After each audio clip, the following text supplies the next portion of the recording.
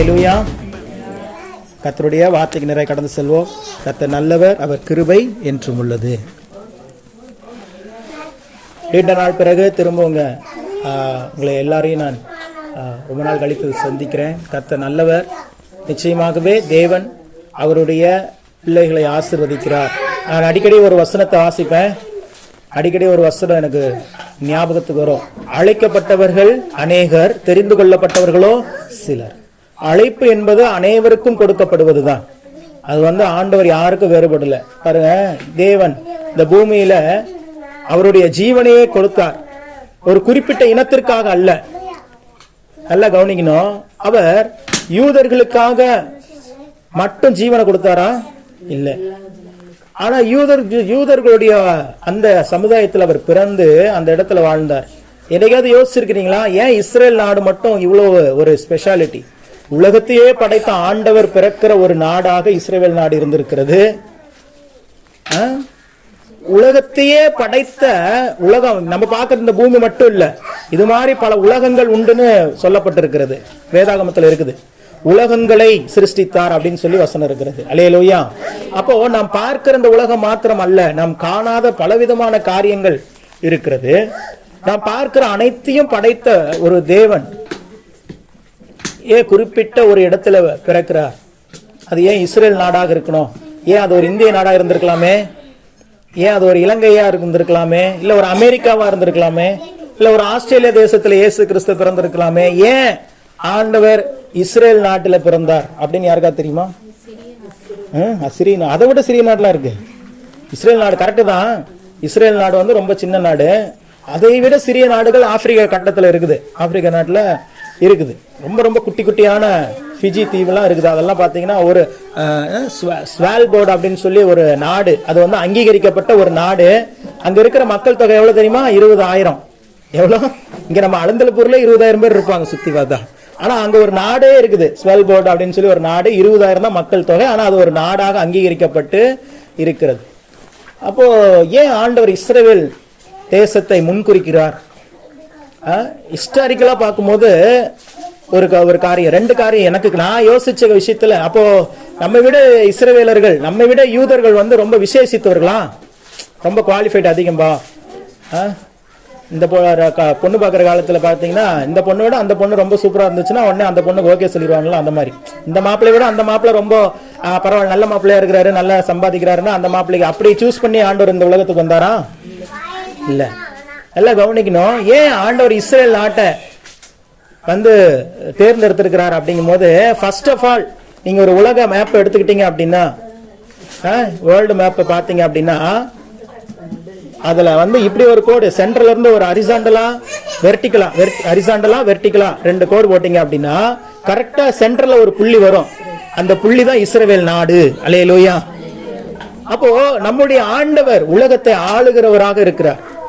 அப்போ அவர் ஆளுகை செய்கிறதுனால அவர் எங்க பிறகுறாரு? அந்த சென்டர்ல இருந்து பூமியினுடைய எல்லா தேசங்களையும் ஆளுகை செய்வதற்காக என்ன பண்றாரு? இது ஒரு காரியம். இன்னொரு காரியம் என்ன அப்படின்னா, அந்த காலகட்டத்தில் இஸ்ரவேல் நாடு என்பது எந்த விதத்துக்கும் உதவாத ஒரு நாடாக, அதாவது ஒரு வளமே இல்லாத ஒரு நாடாக, ஒரு பாலைவன நாடாக, அங்க இருக்கிற மக்கள் மிகவும் சிறுமைப்படுத்தப்பட்ட மக்களாக இருந்தாங்க. அல்லேலூயா. அப்போ இப்ப பாத்தீங்க அப்படின்னா, இப்ப வளர்ந்த நாட்கள் இப்ப நாம இருக்கிறோம். பல தேசங்கள் வளர்ந்து விட்டது, பல தேசங்கள் வளர்ந்து கொண்டு இருக்கிறது. இதுலயும் பாத்தீங்க அப்படின்னா, இப்பயும் நீங்க ஆப்பிரிக்கா கண்டத்துல இருக்கிற ஒரு சில நாடுகளை பார்க்கும்போது, இப்ப சோமாலியா, சூடான், இந்த மாதிரியான நாடுகள்லாம் பார்க்கும்போது அங்க இருக்கிற மக்களுக்கு அடிப்படை தேவைகள் கூட இல்ல. குடிப்பதற்கு தண்ணி கிடையாது, கரண்ட் கிடையாது, அவர்களுக்கு இப்ப கல்வி அறிவு கிடையாது. அப்படிப்பட்ட அடிப்படை வசதிகள், ஒரு மனிதன் உயிர் வாழ்வதற்கு தேவையான அடிப்படை வசதிகள் கூட இல்லாத நாடுகளும் இப்பொழுது இந்த 2025 ஆண்டுல இருக்கிறது. அல்லேலூயா. அது மாதிரி தான் அப்போ பாத்தீங்க அப்படின்னா, இஸ்ரவேல் நாட்டினுடைய அந்த யூதர்கள் என்று சொல்லப்படுகிறவர்கள் எல்லாராலும் ஒதுக்கப்பட்டிருந்தார்கள், எல்லாராலும் நெருக்கப்பட்டிருந்தார்கள், சிறுமைப்படுத்தப்பட்டிருந்தார்கள். சொல்லணும்னா என்ன சொல்றோம்? சிறுமைப்படுத்தப்பட்டிருந்தார்கள். எல்லாராலையும் வேதனைப்படுத்தப்படுகிறார்கள், அடிமைப்படுத்தப்படுகிறார்கள். ஈஸியா அடிமைப்படுத்தப்பட்டுருவாங்க. யூதர்கள் என்ன பண்ணிடுவாங்க? ஈஸியா என்ன பண்ணிடுவாங்க? ஏமாத்திடுவாங்க. ஈஸியா பல விதமான பாவ காரியங்களை அவங்கள என்ன பண்ணிடுவாங்க, ஜனங்களை கொண்டு போயிருவாங்க. பாக்குறதெல்லாம் வெளுத்ததெல்லாம் பாலுன்னு நம்புற குணம் யூதர்களுக்கு. அப்போ இப்ப இல்ல, இப்போ யூதர்களை போல அறிவாளிகள் யாரும் இல்ல. அல்லேலூயா. இத்துளூண்டு நாடு இஸ்ரேல் நாடை பார்த்து ரஷ்யா பயப்படுது. எதுக்கு? அங்க ஒரு அணு ஆயுதம் வச்சிருக்கிறான். அவன் எப்படிதான் கண்டுபிடிச்சானே தெரியல. அவ்வளவுதான். இன்னைக்கு இஸ்ரேல் நாடை பார்த்து சுற்றி இருக்கிற அரபு தேசங்கள் எல்லாம் நடுங்குகிறது. ஒரு புள்ளி கூட இல்ல. நீங்க மேப்ல நீங்க ஒரு தடவை போய் பாருங்க, வேர்ல்டு மேப்ல நீங்க எந்த நாடை கண்டுபிடிக்கிறதுலாம் இருக்குதோ ஈஸி, கஷ்டம். மற்ற நாடுகளை கண்டுபிடிக்கிறது கூட கஷ்டம். ஆனா நீங்க இஸ்ரேல் கண்டுபிடிக்கிறது ரொம்ப ரொம்ப ஈஸி உலக மேப்ல. ஏன்னா இப்படி ஒரு கோடு போட்டு சென்ட்ரல்ல புள்ளி வச்சீங்கன்னா அதுதான் இஸ்ரேல் நாடு. அல்லேலூயா. இத்துளூண்டு ஒரு நாடு, கொஞ்சம் மக்கள் தொகை. இப்பவும் பாத்தீங்க அப்படின்னா இஸ்ரேல் தேசத்துல பெரிய வளங்கள்லாம் ஒண்ணும் கிடையாது. இஸ்ரேல் தேசத்துக்கு இப்பொழுதும் வருமானம் என்பது எங்க இருந்து வருதுன்னு கேட்டீங்கன்னா, சுற்றுலா, நம்மளை போல சுற்றுலாவாசிகள் அங்க போறது மூலமா தான் அந்த நாட்டுக்கு அதிகமான வருமானம் வருகிறது. பாருங்க, இயேசு கிறிஸ்துன்னு ஒருத்தர் மட்டும் அந்த இஸ்ரேல் நாட்டுல பிறக்கல அப்படின்னா அந்த நாடே இல்லாம போயிருக்கும். ஹிட்லர் ஹிட்லர் யார் தான் குறி வச்சு இது பண்ணாரு? யூதர்களை தான். கிறிஸ்டியன்ஸ் இல்ல, யூதர்களை. யூதர்கள்ங்கிற ஒரு இனமே இருக்கக்கூடாது. இப்ப சரி, அதை விடுங்க, அதை ஹிட்லர் காலம் அதை விட்டுருங்க. இப்ப ரீசெண்டா ஆஸ்திரேலியால ஒரு தீவிரவாத தாக்குதல் நடந்துச்சு 2 வாரத்துக்கு முன்னாடி. கவனிச்சிங்களா? நான் ஜெப குறிப்பில் கூட சொன்னேன் கான்ஃபரன்ஸ் பிரேயர்ல. அது யூதர்களுக்கான ஒரு பண்டிகை.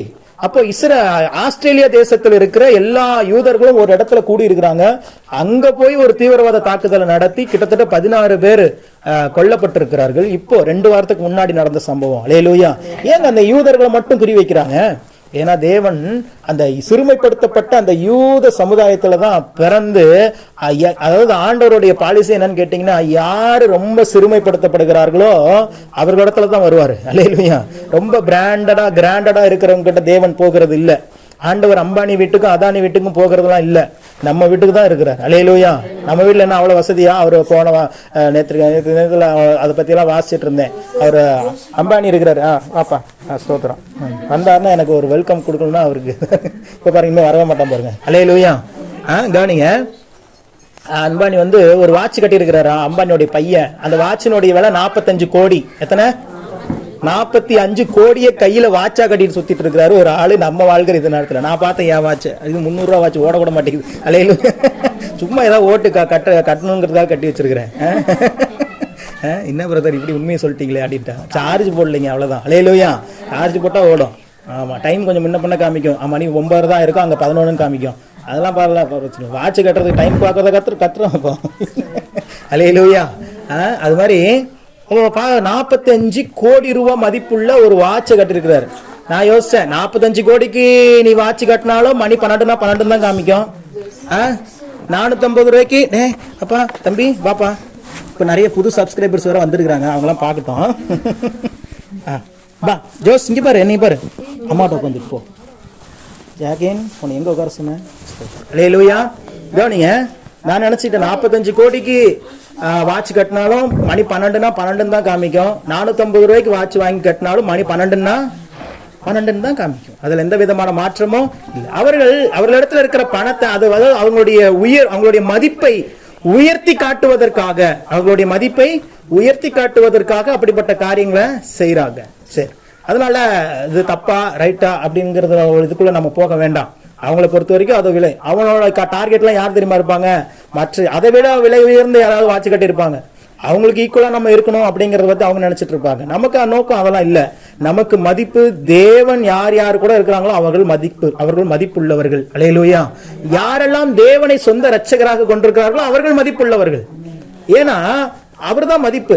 நீங்க நினைக்கிறத விட விலை உயர்ந்த ஒரு பொக்கிஷம் என்று சொன்னால், அதனாலதான் அதை உணர்ந்தவர் பவுல் சொல்லுகிறார், இந்த மண்பாண்டத்துல விலை உயர்ந்த பொக்கிஷங்களை என்ன பண்றோம்? பெற்றிருக்கிறோம் அப்படிங்கிறார். அப்போ அவர்களையெல்லாம், அவர்கள் வீட்டுக்கெல்லாம், அவர்களிடத்துடைய வாழ்க்கையில எல்லாம் இல்லாத ஆண்டவர் இன்னைக்கு நம்ம வாழ்க்கையில இருக்கிறார் அப்படின்னா, ஏதோ அவர்களை காட்டிலும் நம்ம சிறந்தவர்கள், அவர்களை காட்டிலும் நாம் உண்மையுள்ளவர்கள், அவர்களை காட்டிலும் நாம் பரிசுத்தம் உள்ளவர்கள் என்பதற்காக அல்ல. இந்த உலகத்தினாலும் சுற்றி இருக்கிற மனிதர்களாலும் சிறுமைப்படுத்தப்பட்ட ஜனமாக நாம் இருக்கிறதுனாலதான் ஆண்டவர் நம்மோடு கூட இருக்கிறார். அல்லேலூயா. அதனாலதான் அவர் சொல்றார், என் சிறுமையும் எளிமையுமான அப்படின்னு சொல்றார். யார் சொல்றது? ராஜா தாவீது ராஜா எவ்வளவு தாழ்த்தி தன்னை சொல்கிறார், சிறுமையும் எளிமையுமான என்னை என்று சொல்லி அவர் இன்ட்ரோடக்ஷன் பண்ணிக்கிறார். நான் யாரு தெரியுமா? நான் ரொம்ப சிறுமைப்படுத்தப்பட்டிருக்கிறேன். நான் இன்னைக்கு வாசித்த அந்த சங்கீதத்துல கூட அவர் சொல்லுகிறார், இவ்வளவுலாம் நடந்திருக்குது, அதுல 2-3 வசனம் எனக்கு ரொம்ப பிடிச்ச வசனமா இருந்துச்சு. ஆனா இவைகள் மத்தியிலும் நாங்க உங்களை என்ன பண்ணல, நாங்க உங்களை மறக்கவே இல்லை, உங்களை விட்டு விலகவே இல்லைங்கிறார் பாருங்க. அதுதான் முக்கியம். அந்த வசனத்தை கொஞ்சம் எடுத்து பாருங்களேன். நீங்க யாராவது அதை மென்ஷன் பண்ணி சொல்லுவீங்கன்னு பார்த்தா அது யாரும் மென்ஷன் பண்ண மாதிரி தெரியல, இல்லை நான் கவனிக்கலான்னு தெரியல. பாருங்க, அவர் சொல்றார், பல பல விதமான பாடுகள், வலு சர்ப்பங்களுக்கு இடையில எங்களை போய் கொண்டு போய் விட்டுட்டீங்க அப்படிங்கிறார். எப்படியெல்லாம் ஆண்டவர் சொல்றாரு பாருங்க. பயங்கரமான நெருக்கடி, பல சத்துருக்கள் எங்களை பட்சித்து கொண்டு இருக்கிறாங்க, எங்களை துக்கப்படுத்துறாங்க, துன்பப்படுத்துறாங்க, எங்களை கண்ணீர் வடிக்க வைக்கிறாங்க அப்படின்லாம் சொல்லிட்டு அதோட நிப்பாட்டி இருந்தா அது ஆண்டவரை குறை சொன்னதாக மாறி இருக்கும். ஆனாலும் அவைகள் மத்தியில் அவர் சொல்ற ஒரு வார்த்தை வாசிங்க.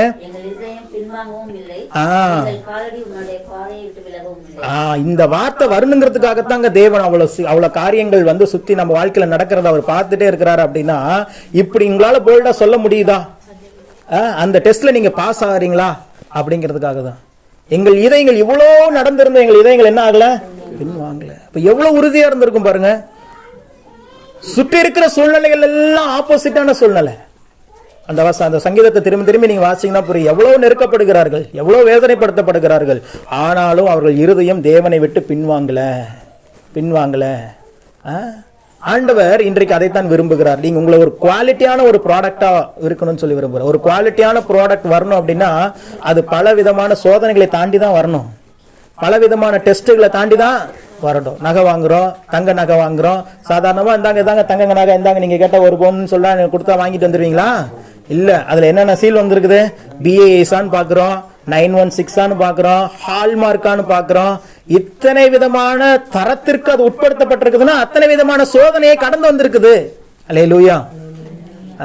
ஒரு முத்திரை, ஒரு இது ISO சர்டிஃபைடு கம்பெனி அப்படின்னு சொல்லி ஒரு கம்பெனிக்கு ஒரு சர்டிபிகேஷன் கொடுக்கறாங்க அப்படின்னா அந்த ISO உண்டான சோதனைகளை கடந்து வந்த கம்பெனி அது. அல்லேலூயா. அதனாலதான் அது ISO சர்டிஃபைடு கம்பெனி. இன்னைக்கு தேவன் நம்ம வாழ்க்கையில பலவிதமான சோதனைகள் நம்ம வாழ்க்கையில இருக்குது. வெளியில சொல்ல முடியாத நிலையில நான் இருக்கிறேன், எனக்கு இவ்வளவு பிரச்சனைகள், எனக்கு இவ்வளவு போராட்டங்கள், என் சரீரத்துல இவ்வளவு பலவீனங்கள். ஆனா ஏன் ஆண்டவர் எதுவும் சொல்லாம இருக்கிறாருன்னா உங்களை சர்டிஃபைடா மாத்தணும்னு விரும்புறாரு. அல்லேலூயா. நான் உபத்திரவப்பட்டது நல்லது, அதனால உமது பிரமாணங்களை நான் கற்றுக்கொள்ளுகிறேன், கை கொள்ளுகிறேன். தாவீது சொல்றாரு, எவ்வளவு தூரம் உபத்திரவப்படுகிறீர்களோ அந்த அளவுக்கு உயர்த்தப்பட போகிறீர்கள். அல்லேலூயா. யார் மீது தேவனுடைய திட்டம் அதிகமா இருக்கிறதோ அவங்களதான் ரொம்ப பர்ஃபெக்டா ஆக்கணும். ஏன்னா ஆண்டவர் பர்ஃபெக்டா இருக்கிறவங்கள வான்னு சொல்லி கூப்பிடுறது இல்ல. எப்படி வேணாலும் இரு, நீ வா, உன்னை நான் பர்ஃபெக்டா மாத்துறேன். அல்லேலூயா. அதுதான் ஆண்டவருடைய தெய்வீகமான குணாதிசயம். கரெக்டா எல்லா விதத்திலும் தகுதியானவர்களை தேவன் அழைப்பதில்லை, அவர் அழைத்து தகுதிப்படுத்துகிறாராம். அழைக்கிறார், அதுக்கப்புறம் என்ன பண்றாரு? தகுதிப்படுத்துகிறார். அப்படியே உங்க பாதைகள், உங்க வாழ்க்கையினுடைய பாதைகளை நீங்க கடந்து வரும்போது உங்களுடைய மாம்ச எண்ணங்கள் அப்படியே மாறும், உங்களுடைய கோபங்கள் மாறும், பொறுமை உண்டாகும், விசுவாசம் உண்டாகும். எதிர்மறையான சூழ்நிலைகளை எதிர்கொள்ளும் போது எனக்காக என் ஆண்டவர் இருக்கிறார் அப்படின்னு என்ன பண்ண முடியுது? நம்மளால தைரியமா சொல்ல முடிகிறது. காரணம் என்ன அப்படின்னா அந்த அளவுக்கு நம்மள என்ன பண்ணிடுறாரு? உருவாக்குகிறார். என்ன பண்றாரு? உருவாக்குகிறார். யோபு அதுக்கு பர்ஃபெக்டான ஒரு பெரிய எக்ஸாம்பிள். எந்த தவறுமே செய்யாத ஒரு மனிதன். அவனை குறித்து தேவனே சாட்சி சொல்லுகிறார், அவன் உத்தமன், அவன் சன்மார்கன். இன்னைக்கு நம்மளை குறிச்சு கூட ஆண்டவர் கேட்டா அப்படி சொல்லுவாராங்கிறது தெரியல. அல்லேலூயா. ஆனால் யோபுவை குறித்து சொல்லுகிறார், அவன் உத்தமன், அவன் சன்மார்கன், அவன் பொல்லாங்குக்கு விலகுகிறவன். எவ்வளவு சாட்சி சொல்றாரு பாருங்க யோபு. ஆனா அந்த யோபுக்கு தாங்க அவ்வளவு பாடுகள். திடீரென்று பிள்ளைகள் எல்லாம் இல்ல, திடீரென்று சொத்துக்கள் எல்லாம் இல்ல, திடீரென்று எல்லா ஆசீர்வாதங்களையும் அவன் இழக்கிறான். அதோட மட்டும் போனோம், அதோட மட்டும் நிக்கல, சரீரத்துல வியாதி வருகிறது. சொந்த மனைவியினால இப்போ என்ன பண்றான்? தூசிக்கப்படுகிறான். இன்னும் உங்க உத்தமத்துல நீங்க என்ன பண்ணிருப்பீங்க? நினைச்சிருப்பீங்களா? தூசித்து ஜீவனை விடுன்னு சொல்லியிருந்தா கூட பரவாயில்ல. அந்த அம்மாவுக்கு இருக்கிற ஆசையை பாருங்களேன். நீ ஜீவனை விட்டுருப்பான் அப்படின்னு யோபு சொன்னா கூட சந்தோஷமா இருந்திருப்பார் போல் இருக்குது. அந்த அம்மா என்ன சொல்லுது? தேவனை தூசித்து. பெண்கள் ரொம்ப பாதிப்பா, பெண்கள் வந்து எப்படி சொல்றதுன்னா ரொம்ப சென்சிட்டிவ், ரொம்ப எப்படி சென்சிட்டிவ். அதனாலதான் பிசாசு ஈஸியா அவங்களை என்ன பண்ணிடுறான்? அட்டாக் பண்ணிடுறான். அப்படி இல்ல, எந்த சூழல் வந்தாலும் சரி, தேவனை தூஷித்து ஜீவன் அதான். ஆனா அவர் என்ன சொல்றாரு தெரியுமா? என்னை கொன்று போட்டாலும் நான் உம்மீது நம்பிக்கையா இருப்பேன். அப்படி ஆப்போசிட்டா வருது பாருங்களேன். பிசாசு கொடுக்கிற ஆலோசனை எப்படி இருக்குது, தேவன் மீது இருக்கிற விசுவாசம் அவனை எப்படி பேச வைக்குது. அவன் அந்த வார்த்தையை சொல்லும் போது அவன் ஆசீர்வதிக்கப்பட்டவனா இருந்தானா? இல்லைங்க, எல்லாவற்றையும் இழந்தவனாக இருக்கிறான். என்னை கொன்று போட்டாலும் நான் உம்மீது நம்பிக்கையா இருப்பேன் அப்படின்னு சொல்லும் போது அவனுடைய சூழ்நிலை எப்படின்னா, சரீரம் முழுவதும் வியாதி, சரீரம் முழுவதும் பலவீனம், எல்லாவற்றையும் இழந்த ஒரு நிலைமை, சொந்த மனைவியினால் தூஷிக்கப்படுகிற ஒரு நிலைமை. ஆனால் அதன் மத்தியிலும் அவன் சொன்னான், என்னை கொன்று போட்டாலும் நான் உம்மீது நம்பிக்கையா இருப்பேன். நடந்தது என்ன? அவனுடைய முடிவு ரொம்ப பரிபூர்ணமா இருந்தது, ரொம்ப சம்பூர்ணமா இருந்தது. இந்த மாதம் முழுவதுமே நம்ம சம்பூர்ணத்தை குறித்து தான் தியானித்துக் கொண்டிருக்கிறோம். அப்போ நம்மளுடைய வாழ்க்கையில் அவன் சொல்றான், யோபு ஒரு நான் மரணத்தை அல்ல மாறுதலை எதிர்பார்த்து காத்திருக்கிறேன். நம்மளும் நினைப்போம், ஒரு சில நேரத்தில் ஒரு சில சூழ்நிலைகள்ல பாடுகள் வழியா கலந்து வரும்போது, பிரச்சனைகள் வழியா வரும்போது, ஐயோ இந்த வியாதி என்னை விட்டு போக மாட்டேங்குது, இந்த பலவீனம் என்னை விட்டு மாற மாட்டேங்குது, என் குடும்பத்துல இந்த ஆசீர்வாதங்கள் நடக்க மாட்டேங்குது, இந்த அற்புதம் நடக்க மாட்டேங்குது, இந்த கடன் பிரச்சனைகள் நீங்க மாட்டேங்குது, சீக்கிரமா மரணம் வந்தா பரவாயில்லையேன்னு எத்தனை பேர் நினைச்சிருக்கிறீங்க? அல்லேலூயா. எல்லாருமே நினைச்சிருப்போம். நானே நினைச்சிருக்கிறேன். அப்புறம் நீங்க நினைக்க மாட்டீங்களா? பிரசங்கிக்கிற நானே நினைக்கும் போது பிரசங்கத்தை கேட்கிற நீங்க நினைச்சிருக்க மாட்டீங்க? நினைத்திருப்போம், கண்டிப்பா நினைத்திருப்போம். ஆனா ஆண்டவர் அதை பார்த்து கொண்டே இருக்கிறார். எதுக்கு தெரியுமா? ஒரு வார்த்தை எதிர்பார்க்கிறார் உங்ககிட்ட. என்ன எதிர்பார்க்கிறாரு? மரணத்தை அல்ல மாறுதலை எதிர்பார்த்து காத்திருக்கிறேன் சொன்னார். யோபு சொன்னார். இன்னைக்கு சொல்லுங்க, மரணத்தை அல்ல மாறுதலை எதிர்பார்த்து காத்திருக்கிறேன். நீங்க வாழ வேண்டும் என்பதற்காக தான் அவர் மரித்தார். நீங்க சாகிறதுனால அவருக்கு எந்த பிரயோஜனமும் இல்லை. அவருக்கு தோல்வியை கொடுக்கிறோம் தான் அர்த்தம். நம்ம இறந்துட்டோம் அப்படின்னா தேவன் சிந்தின அந்த விலையேற பெற்ற ரத்தத்தை தோல்வியுடைய செய்து விட்டோம் தான் அர்த்தம். அதனால பாருங்க, கடந்த நாட்கள்ல கூட செய்தியில கேள்விப்பட்டிருப்பீங்க, ஒரு திருப்பரங்குன்ற மலையில அந்த தூண்ல நெருப்பு அந்த தீபத்தை ஏத்தாததுனால ஒருத்தர் தற்கொலை செய்து கொண்டார். குழந்தைகளை பார்க்கும்போது ஒருத்தர் கீழே அந்த கமெண்ட் போட்டிருக்கிறாங்க, தெய்வத்தை காப்பாற்ற வேண்டும் என்று சொல்லி தீபம் அணையாமல் தீபமாய் மாறினவர் இன்றைக்கு உன்னுடைய 6 வயது குழந்தைக்கு பாச தீபத்தை கொடுக்காமல் போனது ஏனோ அப்படின்னு போட்டிருக்காரு. நீ உன்னுடைய அர்ப்பணிப்பு ஓகே தான்ப்பா, உன்னுடைய தியாகம்லாம் ஓகே தான்ப்பா, 6 வயசு குழந்தை என்னப்பா அவன் தப்பு பண்ணுச்சு, பாவம் பண்ணுச்சு, உன் பிள்ளை லேலூயா. இன்னைக்கு அதுக்கு தகப்பன்னு சொல்றதுக்கு யாரை கை காட்ட முடியும்? யோசிச்சானா? யோசிக்கல. அதனால மரணம் என்பது ஒரு முடிவு அல்ல, அது ஒரு துக்கத்தினுடைய தொடக்கம். அல்லேலூயா. அது ஒரு துக்கத்தினுடைய தொடக்கம். அதை நாம் எதிர்பார்க்கவே கூடாது, மாறுதலை மட்டுமே எதிர்பார்க்க வேண்டும். அல்லேலூயா. தேவன் நிச்சயமாக மாறுதலை ஏற்படுத்துவார். அவர் நியமித்த, அதான் அவரே தான் சொல்றார். யோபுனுடைய வாழ்க்கையில நீங்க பலவிதமான காரியங்களை நீங்க தெரிந்து கொள்ளலாம். அவர் நிறைய டீச் பண்றார் யோபு.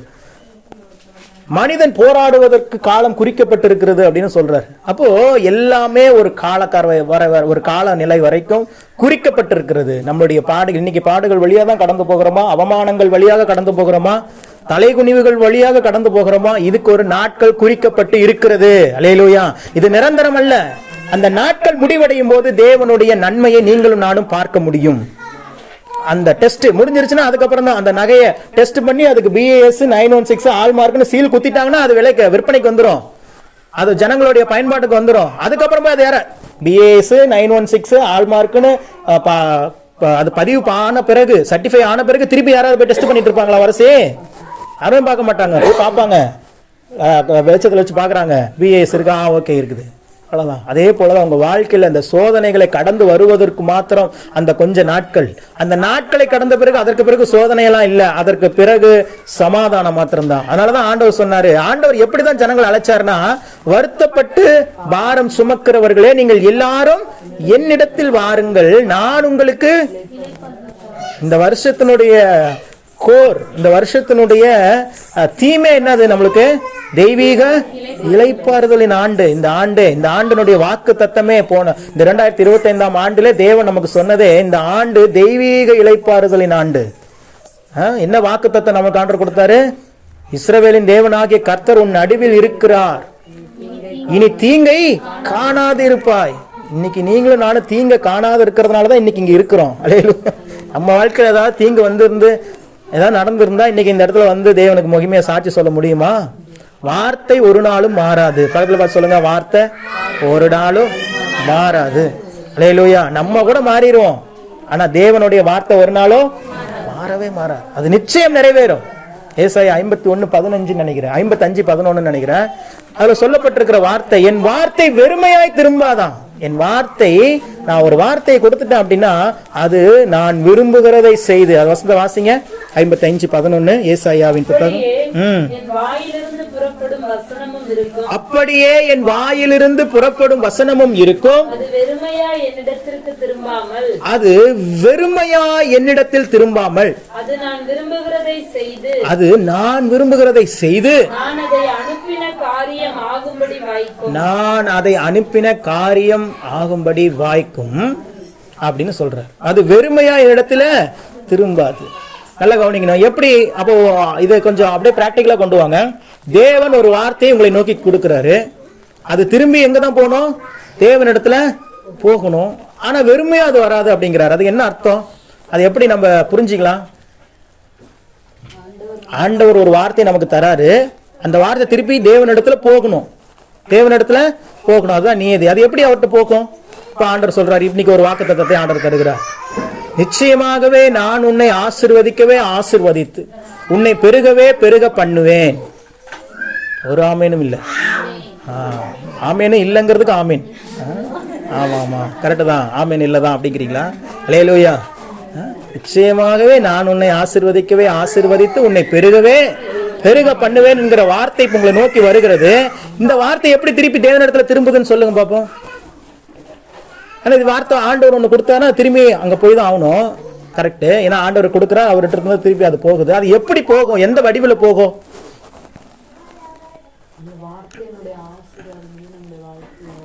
நிறைவேறுது. எப்படி அவர்கிட்ட திருப்பி போகுது? கரெக்டா சொல்லிட்டீங்கன்னா பாயிண்ட் பிடிச்சிட்டீங்கன்னு அர்த்தம். வார்த்தையே தருகிற ஓரளவுக்கு பக்கமா வந்துட்டோமா, 4 படி மேலே ஏறிட்டேன், இன்னும் கொஞ்சம். கரெக்டு தான் பாப்பா சொன்னது.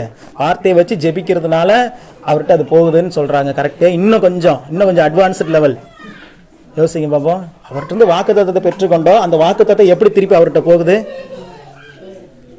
எப்படி அவர்கிட்ட போகுது? இன்னும் கொஞ்சம் வேலை வந்துட்டாங்க. அம்மா நன்றி செலுத்தா பக்கமா வந்துட்டாங்க, ரொம்ப பக்கமா வந்துட்டாங்க. 11 படி 12 படியில 11 படி தொட்டாச்சு. இன்னும் ஒரே ஒரு படி விசுவாசிக்கிறது, அது 5 6 அதை தாண்டி வந்துட்டாங்க. நன்றி செலுத்துவே வந்துட்டாங்க. எதுக்காக நன்றி செலுத்துவீங்க? இப்ப சொல்றேன். இந்த கேள்விக்கு ஆன்சர் வந்து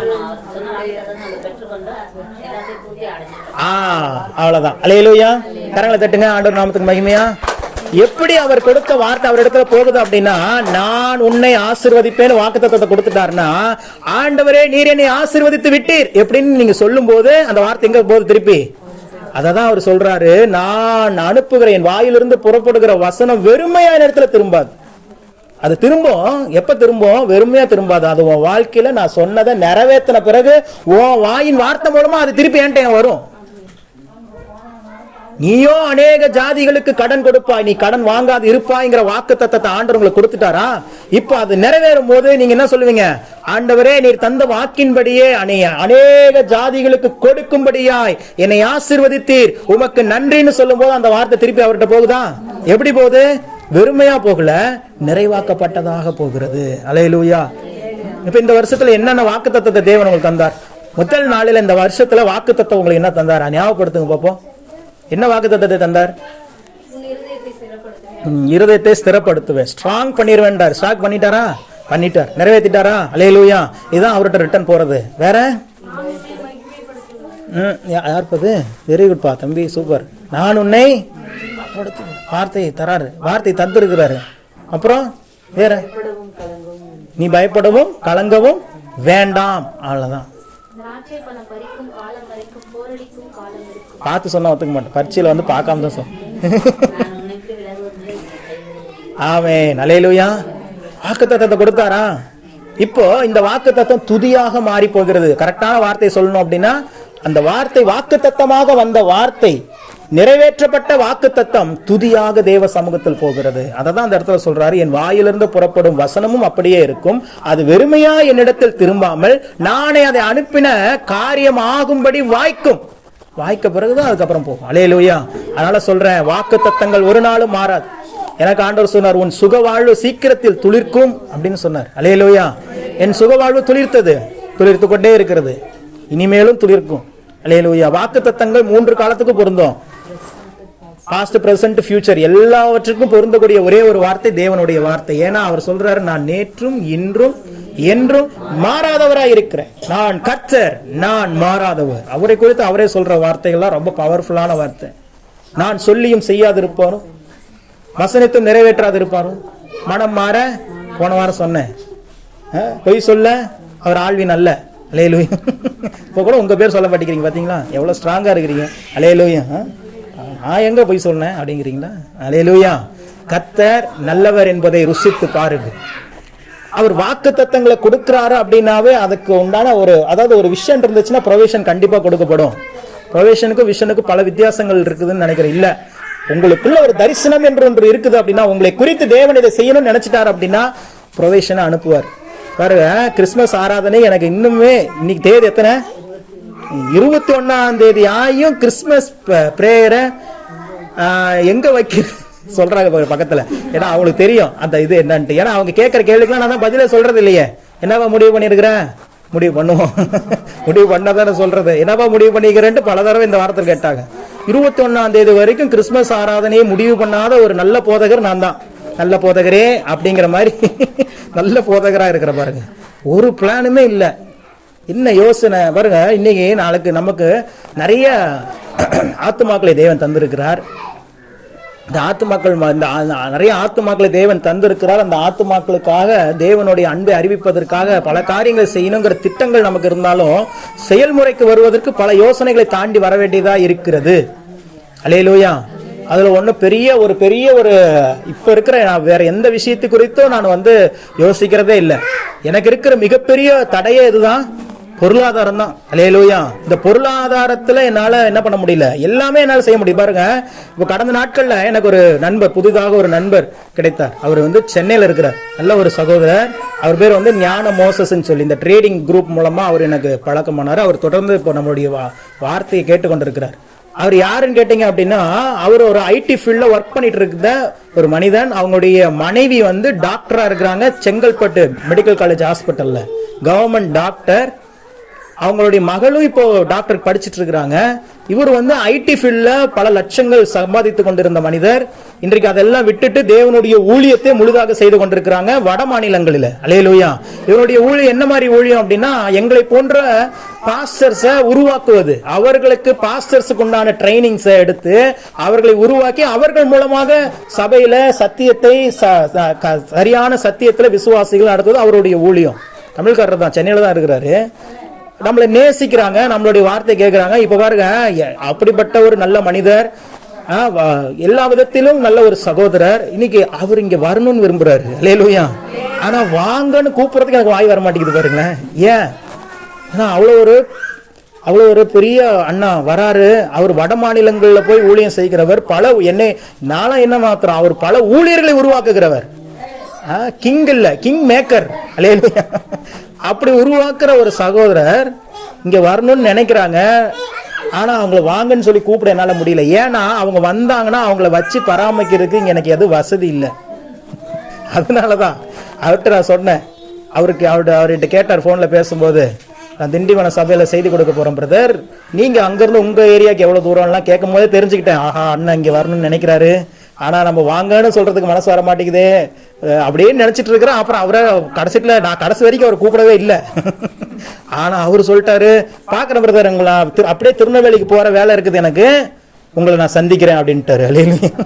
ஐயோ. அப்ப நான் சொன்னேன், ஆனா நீங்க செய்தி கொடுக்குற அளவுக்கு எங்க சபை பெரிய சபை இல்லைன்னா, நான் இருக்கிற இடமே ரொம்ப ஒரு நெருக்கடியான ஒரு இடம். நீங்க வந்தீங்கன்னா உங்களை பராமரிப்புறதுக்கு கூட எனக்கு சூழல் இல்லை அப்படின்னு சொன்னேன். அதெல்லாம் ஒன்றும் பிரச்சனை, அதெல்லாம் அவர் எதிர்பார்க்கவும் இல்லை. ஆனால் நமக்குன்னு ஒரு மனசு இருக்குதுல்ல, அவ்வளோ பெரிய ஸ்தானத்தில் இருக்கிறவரை நம்ம கூப்பிடுறவங்க போது நமக்கு இங்கே வச்சு தங்க வைக்கிறது கூட எனக்கு என்ன இல்லை. அல்லேலூயா.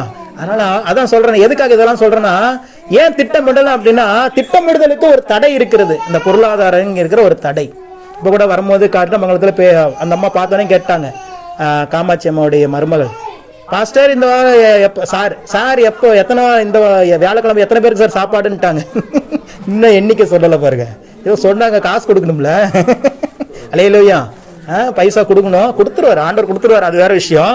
ஆனாலும் நான் இன்னும் பதில் சொல்லல. நான் சொல்லி விடுறேம்மா, அம்மாட்ட சொல்லி விடுறேன். ஆனா கண்டிப்பா உண்டு, கண்டிப்பா என்ன பண்ணணும், நீங்க சாப்பாடு செய்யணும் என் ஜனங்களுக்கு.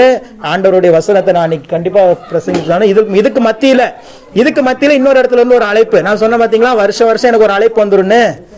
அதே மாதிரி இந்த வருஷமா அழைப்பு வந்துருச்சு. அந்த வாய்ஸ் மெசேஜ் நான் இன்னும் ஓபன் கூட பண்ணி பார்க்கல. அல்லேலூயா. ஏன்னா அந்த வாய்ஸ் மெசேஜ் என்ன இருக்குங்கிறது எனக்கு தெரியும். ஏன்னா ஆல்ரெடி மெர்சிட்டு அவங்க பேசிட்டாங்க, நம்மள கூப்பிட்டு இருக்காங்க கள்ளக்குடி சபைக்கு. போன 2 வருஷத்துக்கு முன்னாடி அம்மாலாம் வந்திருந்தாங்க, வருஷம் நீங்களும் வந்திருந்தீங்க. வருஷம் நான் அங்கதான் போயிட்டு இருந்தோம். அல்லேலூயா.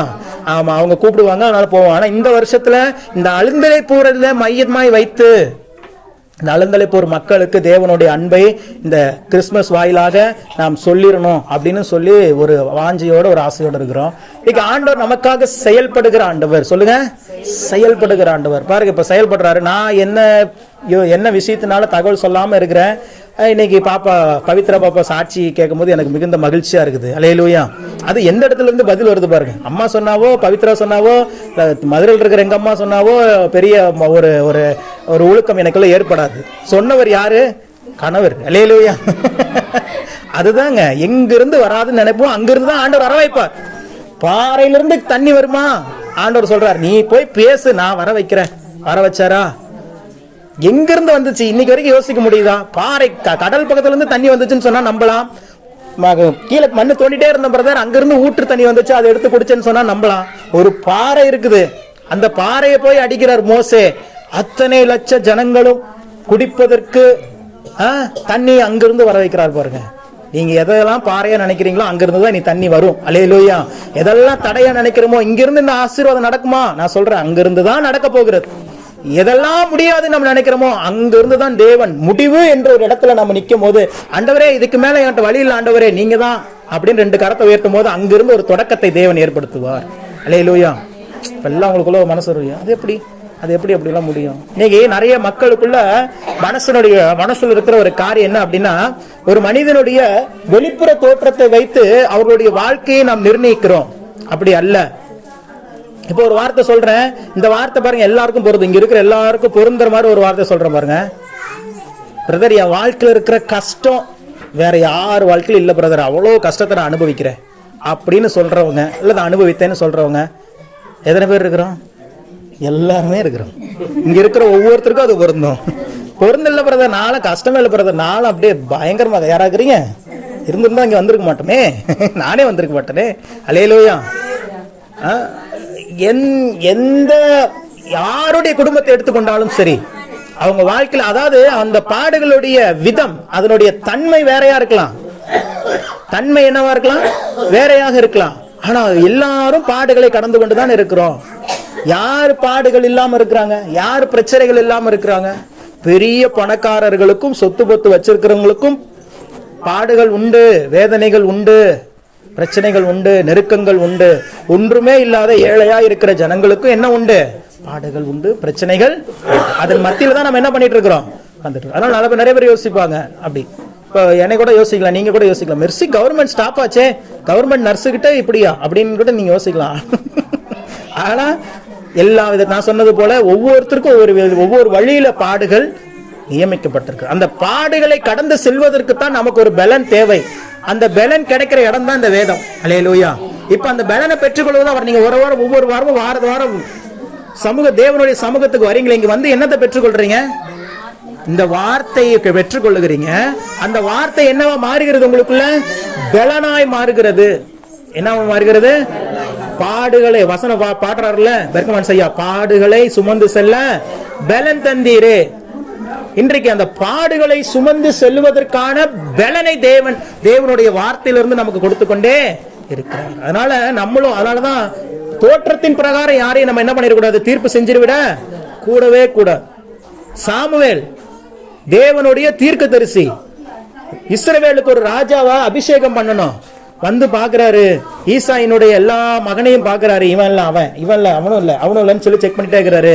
கடைசியா அவன் மறக்கப்பட்டவனாக இருக்கிறான். தாவீது தன் சொந்த தாயினாலையும் தகப்பனாலையும் மறக்கப்பட்டவனா இருக்கிறான். சாமுவேலே போய் கேட்கிறாரு, வேற யாராவது உனக்கு ஒரு குமாரன் இருக்கிறாங்களா? அதுக்கு முன்னாடி அவன் சொல்லல, ஈசாய் அப்பா சொல்லல. இத்தனை பேர் குமாரர்கள் இருக்கிறாங்க, அவங்களும் எப்படி இருக்கிறாங்க? நல்ல வாட்ட சாட்டமா இருக்கிறாங்க. ராஜாவாகிறதுக்கு இவங்க தான் தகுதின்னு அவங்களும் நினைச்சிட்டு இருக்கிறாங்க. ஆனா சாமுவேலுக்கு ஒரு டவுட். இப்ப என்ன டவுட் வந்துருச்சு? ஆண்டவர் இந்த ஈசாயினுடைய மகன்கள ஒருத்தனை தான் தேவனுடைய அந்த ராஜ்யத்தையே ஆளுவதற்கு ராஜாவாக தெரிந்து கொள்ளுகிறேன் என்று ஆண்டவர் சொல்லிட்டார். ஆண்டவர் சொல்லிட்டாருன்னா அது மாற மாட்டாரு. ஆனா இங்க வந்து பார்த்தா ஒவ்வொருத்தரையும் பார்க்கும் போது ஆண்டவர் உணர்த்துறாரு, இவன் இல்லைன்னு சொல்லி.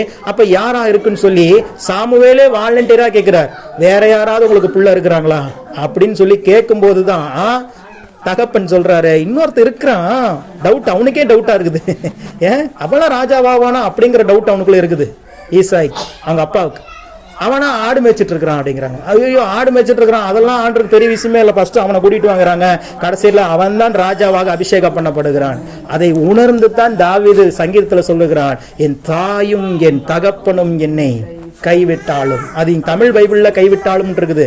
இங்கிலீஷ் பைபிள்ல நீங்க வாசிக்கும் போது, என் தாயும் என் தகப்பனும் என்னை கைவிட்டார்கள், கர்த்தரோ என்ன பண்ணாரு, என்னைய சேர்த்து. அல்லேலூயா. இன்னைக்கு யார் கைவிட்டாலும் சரி, கர்த்தர் உங்களை சேர்த்துக் கொள்வார். யார் உங்களை மறந்திருந்தாலும் சரி, நீங்க செஞ்ச நன்மைகள், நீங்க செஞ்ச உங்களால அவங்களுக்கு எத்தனையோ காரியங்கள் ஆயிருக்கும், அதெல்லாம் மறந்துட்டு இன்னைக்கு நன்றி அறிதல் இல்லாம அவங்க இருக்கலாம். ஆனால் நான் சொல்றேன், ஆண்டவர் உங்களை சேர்த்து கொள்ள போகிறார். நீங்க தான் அந்த தாவீது. அல்லேலூயா. இன்னைக்கு எல்லாராலையும் புறக்கணிக்கப்பட்டு ஏதோ ஒரு காட்டுக்குள்ள ஆடுகளை மேய்க்கிற, எல்லாராலையும் மறக்கப்பட்ட ஆதரவற்ற நிலைமையில் இருக்கிற உங்களை தேடிதான் தேவனுடைய அபிஷேகம் வந்திருக்கிறது. நான் தான் அந்த சாமுவேல், உங்களை அபிஷேகிக்கிற, உங்களை ராஜாவாய் அபிஷேகம் பண்ணுகிற அந்த சாமுவேலாக, தேவனுடைய தீர்க்கதரிசியாக இங்க உங்க மத்தியில பேசிக் கொண்டிருக்கிறேன். அல்லேலூயா. சாமுவேலோட தாவீது தாங்க பெருசு. ஆமா, சாமுவேல் ஒரு தீர்க்கதரிசி, ஒரு நியாயாதிபதி. ஆனால் தாவீது ராஜா. அல்லேலூயா. தேசத்தை ஆளுகிற ராஜாவாக, சின்னவன் ஆயிரமும் சிறியவன் பலத்த ஜாதியும் ஆவான். கர்த்தராகிய நான் இதை தீவிரமாய், ஏற்ற காலத்திலே தீவிரமாய் நடப்பிப்பேன். எல்லாம் வாக்கு தத்தமா உங்களுக்கு வரப்போது பாருங்க புது வருஷத்துல இந்த வார்த்தையெல்லாம். அல்லேலூயா. இன்னைக்கு அதனாலதான் சொல்றேன், சிறுமைப்படுத்தப்படுவது நல்லது, அவமானப்படுத்தப்படுவது நல்லது. நமக்கு துரோகம் பண்றாங்களா, நல்லது. தேவன் உங்களை உயர்த்தி அவர்கள் மத்தியில ராஜாவாக, ராஜகுமாரத்திகளாக தேவன் வைப்பார். அல்லேலூயா. நீங்கள் சம்பூர்ணம் அடைவீர்கள். இந்த மாதத்துல நீங்கள் சம்பூர்ணம் அடைவீர்கள். அதனால கிறிஸ்துமஸ் ஆராதனை இன்னுமே நான் கன்ஃபார்ம் பண்ணல. நேரம் மட்டும் சொல்றேன். காலை 10 மணியிலிருந்து 12:30 மணி வரைக்கும் வருகிற வியாழக்கிழமை கிறிஸ்துமஸ் ஆராதனை நம்முடைய சபையில நடக்கும். என்ன இடம்ங்கிறதை நான் உங்களுக்கு மெர்சி மூலமாக உங்களுக்கு போன்ல சொல்லப்படும். அல்லேலூயா. அதனால கண்டிப்பா எல்லாம் வந்துருங்க. இங்க மண்டபத்துல வச்சு இந்த அழுந்தலைப்பூர்ல ஒரு ஒரு ஒரு ஒரு பெரிய ஒரு என்ன சொல்றது, பெரிய அளவுல நம்ம வந்து பிரம்மாண்டமா இல்ல, அந்த புறஜாதி ஜனங்களுக்கு எப்படியாவது இந்த வாய்ப்பை பயன்படுத்தி ஒரு சுவிசேஷத்தை சொல்லிடணும் தான் ஆசை. வேற ஒன்றும் பெரிய ஆசையெல்லாம் ஒன்றும் இல்லை. அல்லேலூயா. இந்த இடத்துல யாரும் அப்படி எனக்கு தெரிஞ்ச மாதிரி இல்ல, ஹிஸ்டரியில செஞ்ச மாதிரி இல்ல, செஞ்சவங்கள இங்க இருக்கிறவங்க விட்டதும் இல்ல. அல்லேலூயா. பல ஊழியர்கள் இந்த அழுந்தலைப்பூருக்காக கண்ணீர் எடுத்திருக்கிறாங்க. உங்களுக்கு தெரியாது. பாஸ்டர் ஆல்பர்ட் மகாராஜாவாகட்டும், கொலக்கானத்தில் இருக்கிற பாஸ்டர் மேஷாக் ஆகட்டும், கண்ணீர் வடித்து ஜெபித்திருக்கிறாங்க இந்த ஊருக்காக. அந்த ஊர்ல தான் நம்ம இன்னும் ஜெபம் பண்ணிட்டு இருக்கிறோம். அல்லேலூயா. ஏன்னா இங்க இருக்கிற மக்கள் அவ்வளவு கடுமையாக அவங்களை நடத்தி இருக்கிறாங்க, அவ்வளவு கடுமையாக நடத்தி இருக்கிறாங்க. அப்போ இத்தனை பேருடைய ஊழியருடைய பிரயாசம், இத்தனை ஊழியர்களுடைய தியாகம், இத்தனை ஊழியருடைய கண்ணீர் விருதா போகுமா? அதை நிறைவேற்றுறதுக்கு தான் தேவன் நம்மளை வச்சிருக்கிறார். அல்லேலூயா. அல்லேலூயா. அதை நிறைவேற்றியே தீரணுங்கிறதுக்காக தான் தேவன் என்ன பண்ணிருக்கிறார், நம்மளை வச்சிருக்கிறார். அதனால உங்களுக்கு அந்த நாட்கள், அந்த நேரத்தை சொல்லிட்டேன். வியாழக்கிழமை மறந்துடாதீங்க, ஞாயிற்றுக்கிழமை நினைச்சு வந்துடாதீங்க. வருகிற வியாழக்கிழமை சொல்லுங்க, வருகிற பக்கத்துல பார்த்து சொல்லுங்க, வியாழக்கிழமை. வியாழக்கிழமை வேலை இருக்குது, மறந்துடாதீங்க. சபையில நீங்க ஏதாவது வேலைக்கு போயிடாதீங்க. எனக்கு வேலை இருக்குது பிரதர் அப்படின்ட்டுலாம் வேலைக்கெல்லாம் போயிடாதீங்க. வியாழக்கிழமை இயேசு கிறிஸ்து இந்த பூமியில பிறந்த நாளை முன்னிட்டு நாம என்ன பண்றோம், ஆண்டவருடைய அன்பை பரிமாற போகிறோம். அதனால நீங்க வந்துருங்க. அதனால மண்டபங்கள் இப்ப அம்மா சொன்ன மாதிரி அந்த மண்டபத்தை வைக்கலாம், சமுதாய கூடத்தை வைக்கலாம்னு இருக்குது. அதனால வேறுபாடுகள்லாம் நமக்குள்ள இல்லை. அல்லேலூயா. அந்த மாதிரி அந்த வேறுபாடுகள் தயவு செய்து யாரும் நினைக்காதீங்க. நம்மளுக்கு இங்க கொடுக்கல, அதனால அங்க போறோம். நீங்க காரணத்தை புரிஞ்சுக்கணும். இங்க ஒரு மண்டபம் இருக்குது சரசம்மா வீட்டு பக்கத்துல, அந்த மண்டபம் ஆமா, அங்க விசாரிச்சிட்டோம், அனுமதி இல்லை என்று சொல்லிவிட்டார்கள். அல்லேலூயா. ஆமா, கிறிஸ்தவத்துக்கா, கிறிஸ்துமஸ் ஆராதனைக்கா அனுமதி அதாவது டைரக்டா சொல்லாம இன்டைரக்டா சொல்லிட்டாங்க, பார்த்து சொல்றோம் அப்படின்ட்டு. அப்ப நம்ம புரிஞ்சுக்கணும், அவங்க நம்மளை தவிர்க்கிறாங்க, நம்மளை அவங்க அவாய்ட் பண்றாங்கன்னாவே அங்க அவர்களுக்கு விருப்பம் தெரிஞ்சு போச்சு. அப்ப முடியாத பட்சத்தில் நம்ம என்ன பண்றோம், இன்னொரு இடத்திற்கு நமக்கு வாசலை திறந்து கொடுக்குறாங்க. பாருங்க, ஏன் நம்ம இந்த பக்கத்துல அப்படி வரோம் அப்படிங்கும் போது, நம்மளுக்கு ஒரு பக்கம் நம்ம எதிர்பார்க்கிற வாசல்கள் திறக்கப்படலைங்கும் போது இன்னொரு பக்கம் நம்மளுக்கு திறந்த வாசலே இருக்குது. அல்லேலூயா. அந்த ஒரு காரணத்திற்காக நம்ம என்ன பண்றோம். அதனால தயவு செஞ்சு வேறுபாடுகள்லாம் கருதி நீங்க வராம இருந்துடக்கூடாது. இது நமக்கான ஒரு விழா, நமக்கான ஒரு கிறிஸ்துமஸ் விழா. அதனால நீங்க எல்லாரும் வரணும். நீங்க ஆண்டவருடைய நாமத்தை மகிமைப்படுத்த வேண்டும். நாம் ஐக்கியப்பட்டு அந்த ஐக்கிய கிறிஸ்துமஸ் விழாவை ஆசீர்வாதமான ஒரு கிறிஸ்துமஸ் விழாவாக இந்த அழுந்தலைப்பூர் கிராமத்திற்கு ஒரு விடுதலையை கொடுக்கிற, இந்த அழுந்தலைப்பூர் கிராமத்திற்கு ஒரு சமாதானத்தை கொடுக்கிற, இந்த அழுந்தலைப்பூர் கிராமத்திற்கு ஒரு சந்தோஷத்தை கொடுக்கிற ஒரு விழாவாக அது இருக்க வேண்டும். ஏன்னா வசனம் அப்படிதான் சொல்லுது, இதோ எல்லா ஜனத்துக்கும் மிகுந்த சந்தோஷத்தை உண்டாக்கும் நற்செய்தியை உங்களுக்கு அறிவிக்கிறேன். எனக்குலாம் போஸ்டர் நோட்டீஸே போட்டு வீடு வீடு கொடுக்கணும்னு ஆசைலாம் இருக்குது. அல்லேலூயா. ஆமா, கிறிஸ்துமஸ் விழா கொண்டாடுகிற அண்ணனை கூட கூப்பிட்டு வருவார். கண்டிப்பா கோல்டன் அண்ணனை கூப்பிட்டா அவர் கண்டிப்பா வருவார், வரமாட்டேன்னு சொல்ல மாட்டார். கிறிஸ்துமஸ் நடத்துறேன்னா வாங்கினான்னு சொன்னா கண்டிப்பா வருவார். ஏன்னா இதுக்கு முன்னாடி அவர் வந்தவர் தான், இங்க மருத்துவ ஐயாவுடைய ரொம்ப நெருங்கின உறவினர். அதனால நம்ம அழைத்தால் எல்லாரும் வருவார்கள். நான் சொன்ன பாத்தீங்களா, ஞானமோச சார் மாதிரி. ஆனா வரவங்களை நம்ம பராமரிப்பதற்கு நமக்கு என்ன வேணும், கொஞ்சமாவது கையில ஸ்ட்ரென்த் வேணும். அதுக்காக காத்திருக்கிறேன், தேவனுடைய நடத்துதலுக்காக, தேவனுடைய உதவிக்காக. தேவன் அதை செய்வார் நிச்சயமாக. அவர் கொடுத்த இந்த அழுந்தலைப்பூர்ல அவர் வைத்திருக்கிற திட்டத்தை கண்டிப்பாக நிறைவேற்றி முடிப்பார். அல்லேலூயா. அதனால இந்த மாதத்தில் நீங்கள் சம்பூரணம் அடைவீர்கள். நாம் கண்களை மூடி நாம் செபிப்போம். பரிசுத்தமுள்ள தகப்பனே, உமது நாமத்தை நாங்கள் மகிமைப்படுத்துகிறோம். இந்த நாளிலே நாங்கள் வாசித்த வசனத்தின்படி சிறுமைப்படுத்தப்பட்ட, எளிமையாக்கப்பட்ட எங்களை தேடிதான் நீர் வந்தீர், எங்களை சம்பூரணமாக்க வேண்டும் என்பதற்காக. அதை குறித்து இன்னைக்கு நாங்கள் தியானித்த ஆண்டவரே, தாவீதினுடைய வாழ்க்கையை நாங்கள் தியானிச்சோம். இன்னைக்கு அவன் சொந்த பெற்றெடுத்த தாயினாலையும் தகப்பனாலையுமே மறக்கப்பட்ட ஒரு வாழ்க்கையை அவன் வாழ்ந்து கொண்டிருந்தான். சொந்த தாயும் தகப்பனும் அவனை மறந்துட்டாங்க. ஆனால் நீர் அவனை மறக்கவே இல்லை. அவனை தேடி தீர்க்கதரிசியை வரவழைத்தீர், அவனை ராஜாவாக அபிஷேகம் பண்ணினீர். இன்னைக்கு இங்க இருக்கிற ஒவ்வொருவரும் கூட ஆண்டவரே, ஏதோ ஒரு சூழலில் சொந்த குடும்பத்தினாலும், சொந்த மகனாலும் மகளாலும், சொந்த குடும்பத்தினாலும், சொந்த தாய் தகப்பனாலும் அவர்கள் ஒதுக்கப்பட்டிருந்திருக்கலாம். இன்னைக்கு அவர்களை நீர் நேசிக்கும்படி இறங்கி வந்திருக்கிறீர். இன்றைக்கு இயேசு கிறிஸ்துவின் நாமத்தினாலே ராஜாக்களாகவும் ராஜகுமாரத்திகளாகவும் நான் இவர்களை அபிஷேகம் பண்ணுகிறேன் ஆண்டவரே. இந்த தேசத்தை ஆளுவதற்கு, இந்த அழுந்தலைப்பூர் கிராமத்தை ஆளுவதற்கு தேவன் இவர்களை நீர் தெரிந்து கொண்டீர். உமது அன்பு இவர்கள் வாழ்க்கையில நிரம்பி இருப்பதாக, உமது சமாதானம் இவர்கள் வாழ்க்கையில நிரம்பி இருப்பதாக, உமது சந்தோஷம் இவர்கள் வாழ்க்கையில நிரம்பி இருப்பதாக என்று சொல்லி நாங்கள் செபிக்கிறோம்.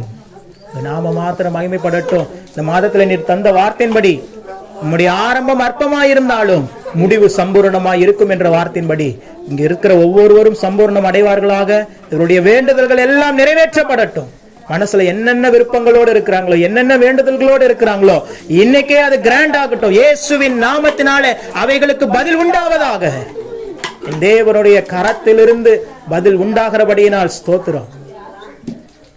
கர்த்தருடைய நாமத்தினால் அது நடப்பதாக, கர்த்தருடைய நாமத்தினால் அது நடப்பதாக, கர்த்தருடைய நாமத்தினால் அது நடப்பதாக. இயேசு கிறிஸ்துவின் நாமத்தில் பிதாவே. அல்லேலூயா.